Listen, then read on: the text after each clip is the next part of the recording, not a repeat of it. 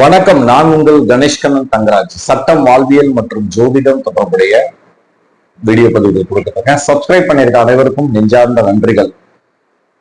நிறைய கிளைண்ட் கேட்டிருந்தாங்க, சார் சனி பயிற்சி பத்தின உங்களுடைய விவரங்கள் பதிவு பண்ணுங்க. சனி அவ்வளவு தூரத்துக்கு நமக்கு கெடுதல் பண்ணுமா? ரொம்ப ஒரு விதத்துல ஒவ்வொரு சேனலும் பார்க்கும்போது நமக்குள்ள ஒரு நிறைய ஒரு ப்ராப்ளமேட்டிக்கான விஷயங்களை பேசி ரொம்ப அதிகமா பெருசுபடுத்துறாங்களே, இது உண்மையா அப்படின்னு கேட்டிருந்தாங்க. ஆக்சுவலா சனி பயிற்சி அப்படின்றது எல்லாம் ராசியின் அடிப்படையில் ஜோதிடம் பார்ப்பதே மிகப்பெரிய தவறான ஒரு விஷயம்.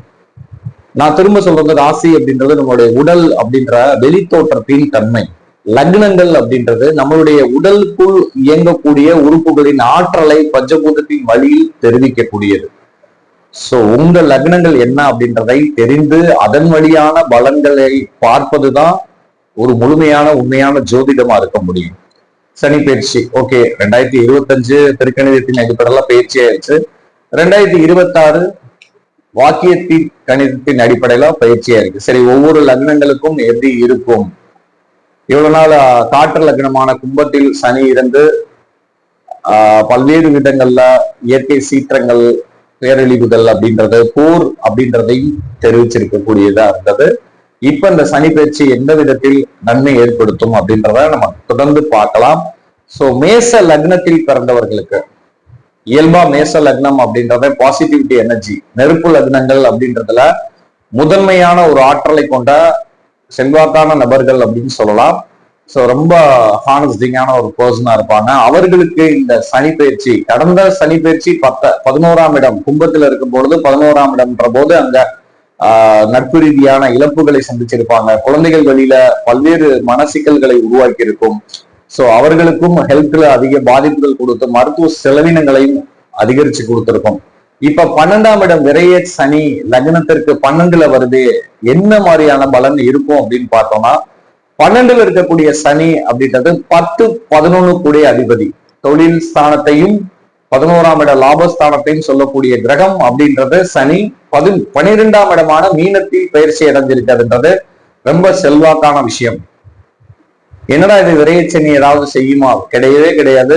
கண்டிப்பான முறையில தொழில் ரீதியான மாற்றத்தை உருவாக்கி கொடுக்கும். உங்களுடைய உடல் நலத்துல மிகுந்த ஒரு ஆரோக்கியத்தை உருவாக்கி கொடுக்கும். அதே மாதிரி புதிய இடங்கள், வீட்டுல குடும்ப செயல்கள் அப்படின்றதுலையும் ரொம்ப புதிய விஷயங்களை செய்யக்கூடிய காலகட்டம் தான் இந்த 12ஆம் இட விரைய சனின்னு சொல்லக்கூடிய சூழல்.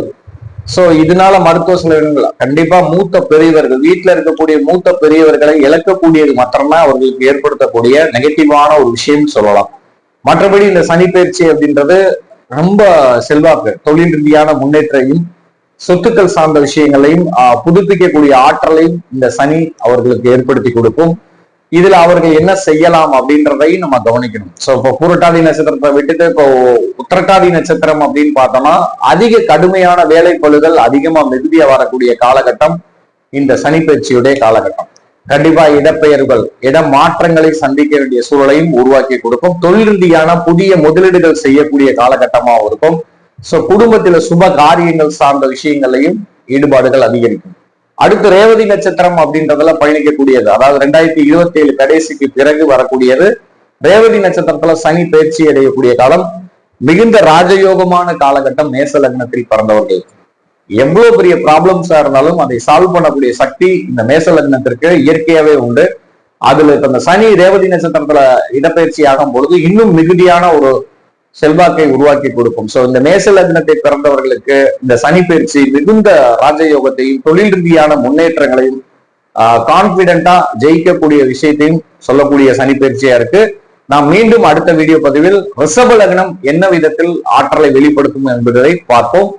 இந்த சேனல்ல உங்களுக்கு நீங்க மேச லக்னமா இருந்தால் சப்ஸ்கிரைப் பண்ணிட்டு உங்களுடைய மேன்மையான கருத்தை தெரிவிங்கள். உங்களுடைய நண்பர்கள் மேச லக்னமா இருந்தால் கண்டிப்பா அவர்களுக்கு ஷேர் பண்ணி எப்படி இருக்கு இந்த சனி பயிற்சியை பத்தின பயங்கள் இல்லாமல் வாழ சொல்லுங்க. மீண்டும் அடுத்த வீடியோ பதிவில் ரிஷப லக்னம் எப்படி இருக்குன்னு பார்ப்போம். நன்றி, வணக்கம்.